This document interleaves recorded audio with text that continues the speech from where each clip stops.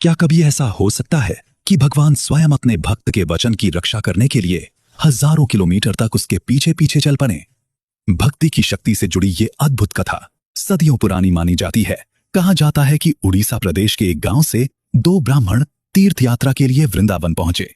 उनमें से एक वृद्ध और संपन्न था, जबकि दूसरा युवा और निर्धन। यात्रा के दौरान वृद्ध ब्राह्मण गंभीर रूप से बीमार पड़ गया। उस कठिन समय में युवा ब्राह्मण ने उसकी सेवा ऐसे की जैसे पुत्र अपने पिता का करता है। उसने उसे संभाला, सहारा दिया और सुरक्षित वृंदावन तक पहुंचाया। युवक की निस्वार्थ सेवा से प्रभावित होकर वृद्ध ने भगवान श्री कृष्ण के मंदिर में खड़े होकर प्रतिज्ञा की कि वो अपनी पुत्री का विवाह उसी युवक से करेगा। लेकिन जब दोनों अपने गांव लौटे, तब समाज और परिवार के दबाव ने वृद्ध का मन बदल दिया। पंचायत के सामने उसने अपने वचन से इनकार कर दिया।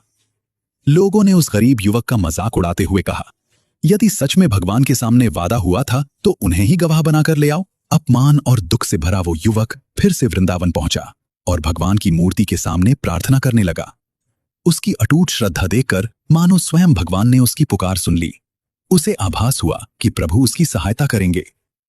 कथा के अनुसार भगवान ने कहा, मैं तेरे साथ चलूंगा, पर एक नियम रहेगा। मैं तेरे पीछे आऊंगा, तू कभी पीछे मुड़कर मत देखना। बस मेरे चरणों की ध्वनि सुनते हुए आगे बढ़ते रहना। युवक चल पड़ा। लंबी यात्रा शुरू हुई। रास्ते भर उसे पीछे से आती दिव्य ध्वनि विश्वास देती रही कि प्रभु साथ हैं।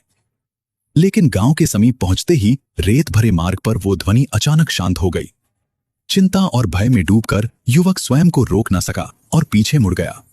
उसी क्षण भगवान वहीं स्थिर हो गए। शर्त भंग हो चुकी थी, पर भक्त का विश्वास जीत चुका था। भगवान अब गवाही देने पहुंच चुके थे।